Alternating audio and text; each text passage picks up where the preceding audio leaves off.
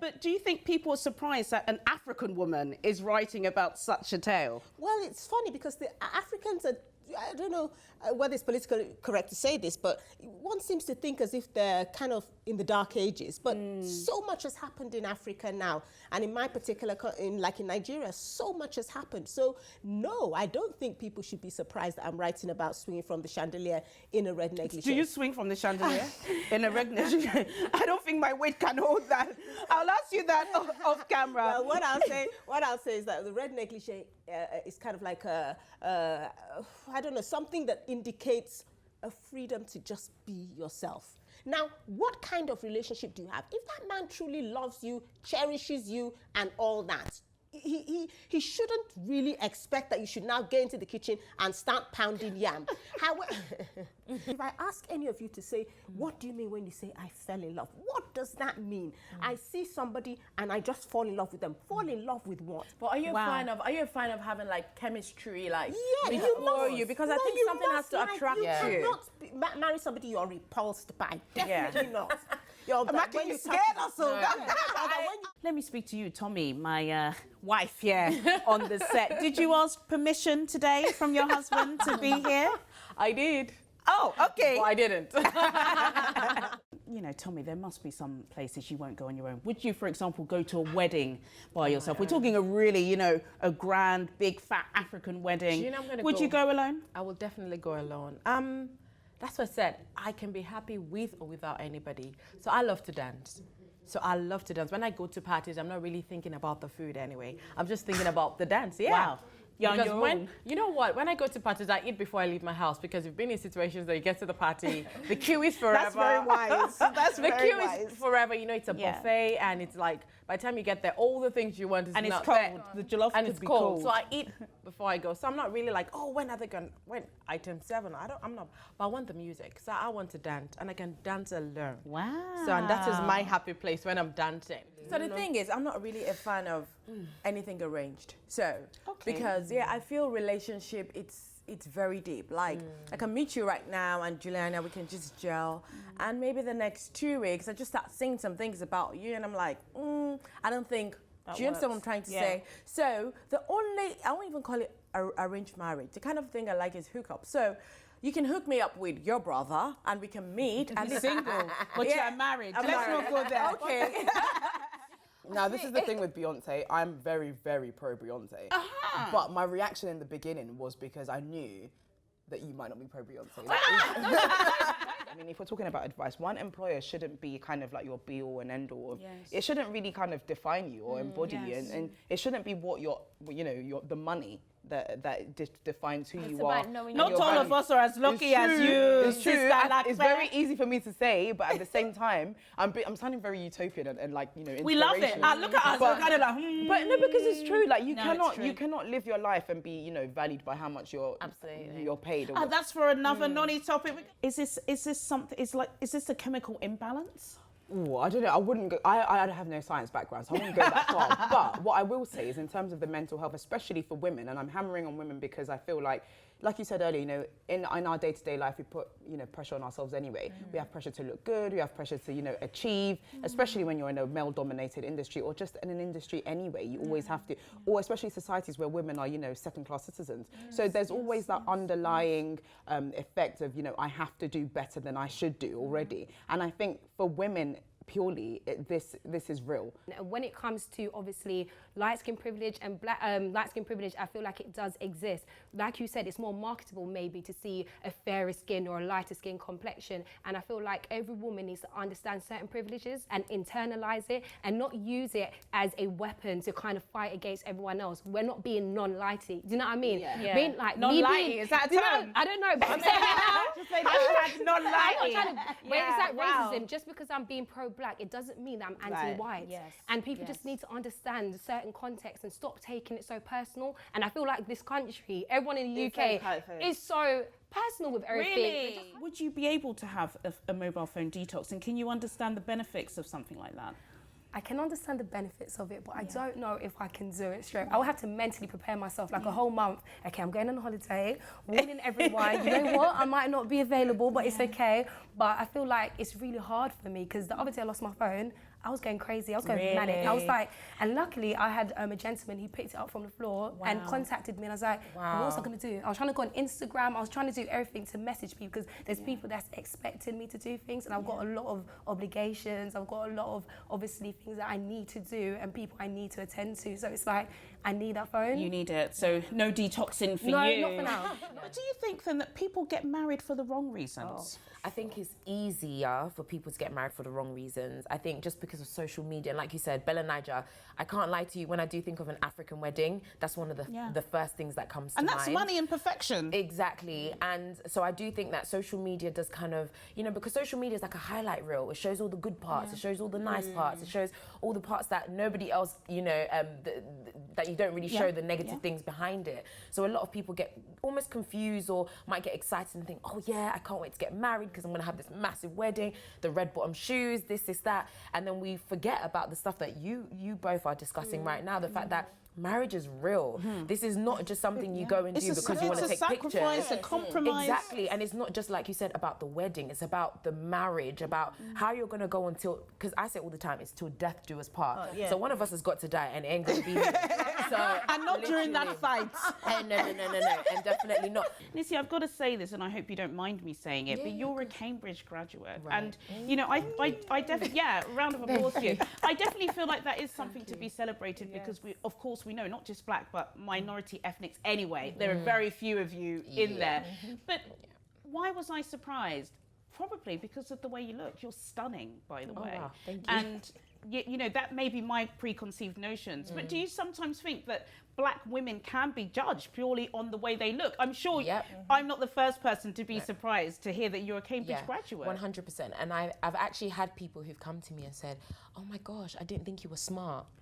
Excuse me? So because I didn't say that. like to drive. You didn't say that. You didn't say that. Don't worry. You didn't say that. But I've actually actively had people look at me and come to me and say, oh my gosh, wow, I didn't, you know, I had no idea that you were smart. And I asked them why. And they were just like, I don't know, like, you just don't look smart. I think people find with me that, yes, I like to do my hair, I like to wear makeup, I like to look good, I like to dress up, I like doing all of these things. And so they assume that because you enjoy doing these things, you can't be smart. And essentially you can look good on the outside, but just have some substance, make sure you go for what you want and just educate yourself so that you can, you can have that and they substance can grow as up well. looking and being like you. So an escort, from what I understand and from what I know, you go out, you meet somebody and they pay you for your time. Now, it could be sexual, which a lot of the time I think it is, but some people don't want to admit that it's sexual. I personally think a lot of the time it is, but sometimes I have heard stories of people just saying, oh yeah, you know, you just go out and they take you for dinner and they literally just want company.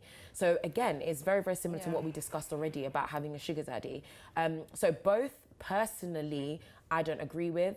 Personally, I wouldn't do. Personally, if, for example, my sister came to me and said, oh, you know, I've got this new bag, I've got this, and I asked her, so where did you get the money to buy that? She said, well, you know, I'm doing this escorting thing.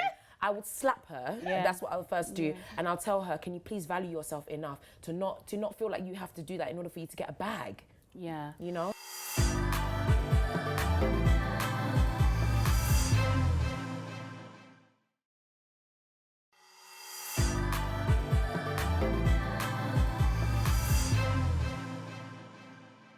I've never allowed it to affect me, put it that way. I am the type of person that, yes, I have the kids, but I'm still one of those go-getters. You know, if I want to do something, I look at, right, how am I going to do this and how am I going to factor in the kids and still have time for the kids and still do what I need to do in order to achieve. But it's not every woman that feels that way, because there are a lot of mothers that are working in jobs, but they're working because they have to pay the bills and they have the children and they have to take care of their children, but they still have dreams, they have aspirations, there's things that they want to do and they need that support. And I think that's where we can come in as well and support such women too. What about the kind of black African community? Do you think they see being a mum as a job? I don't know. It's nature. It's just something that you do. It's something that you do, but you know, I call it like a full-time job because it's work.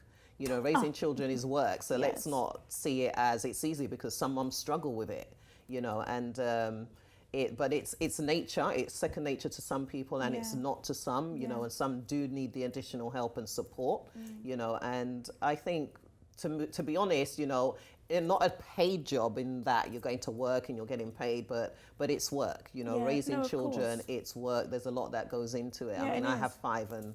Yeah. And you look good, and you're making money. So you're a serial successful mompreneur, Tola.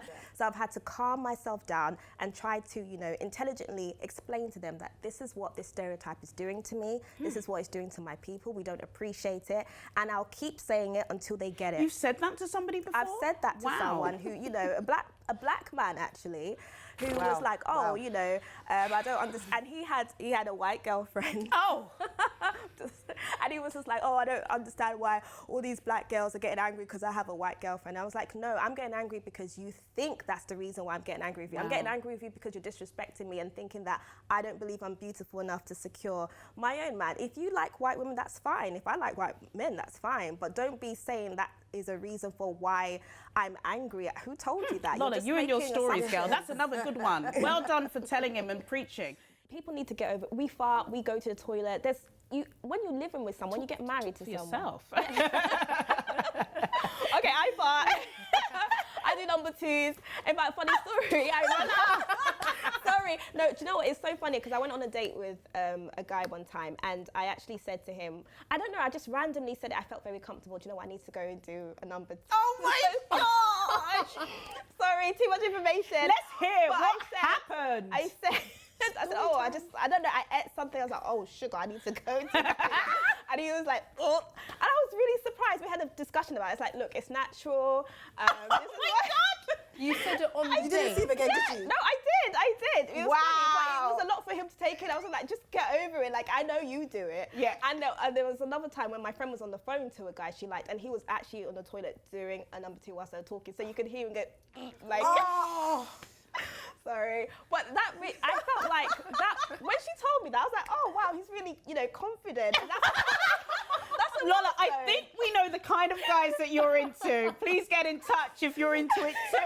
For me, I've got to say, your body is snatched, baby. You are, no, it is. You're very, very slim, and people know you. No, you have lost weight. You've been on a weight journey. I mean, for me, most black women are always on a diet. So how do we want to lose weight but keep the bump? So yeah, like that's where it's different for me. For me, I was much heavier. At my heaviest, I was a size 16, and I never really had like a big bum or big breast. But I was just a lot heavier. Didn't have a problem with it. Like I chose to lose weight for health reasons. I want to be healthy. Yeah. I want to live long. I don't want to feel heavy all the time. So for me, it wasn't about being sexy. I feel like feeling sexy comes from within. I felt sexy heavier.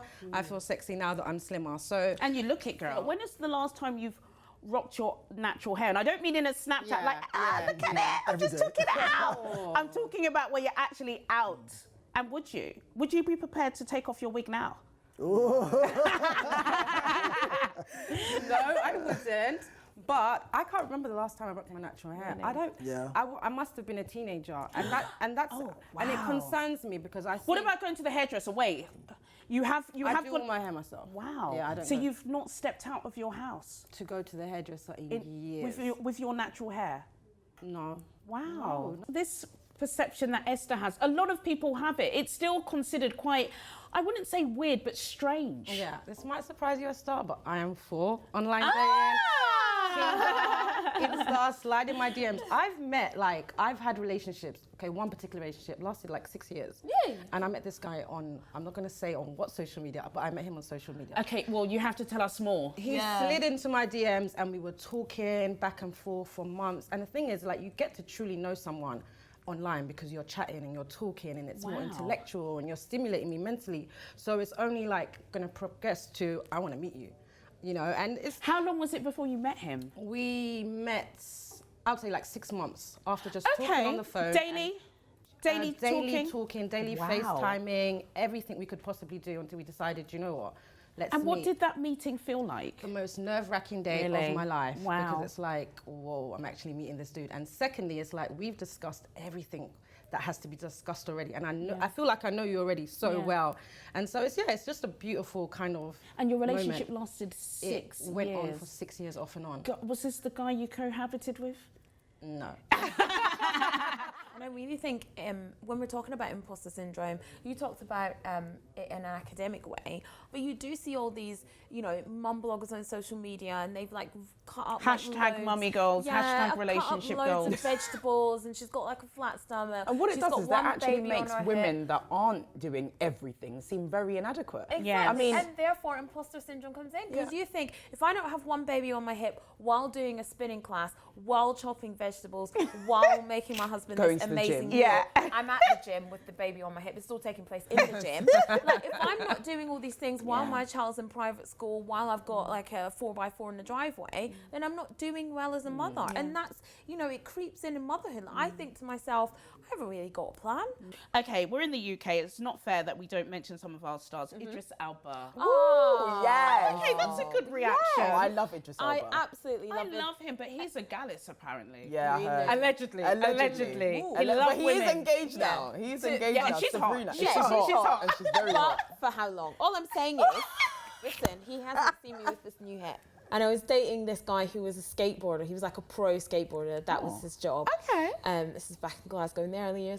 And I decided that I too was going to become a pro skateboarder. Of course I was. Because I really wanted... That's part of the love. This is the love, yes. Yeah, and I really wanted him to stay interested in me. So I also tried to learn how to become a skateboarder. I was absolutely terrible. Like, I was awful. And then he was sponsored by this big brand, and he broke his wrist and then lost his sponsorship, and then I dumped him. Oh my God, Afia!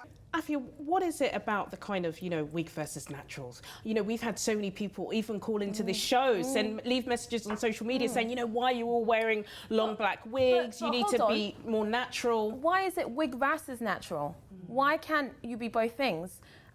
I am wearing a wig. I know you all thought it was my hair. Everyone's in shock. It's fine. Cameron, get back off the floor. I'm wearing a wig, but my hair is natural underneath.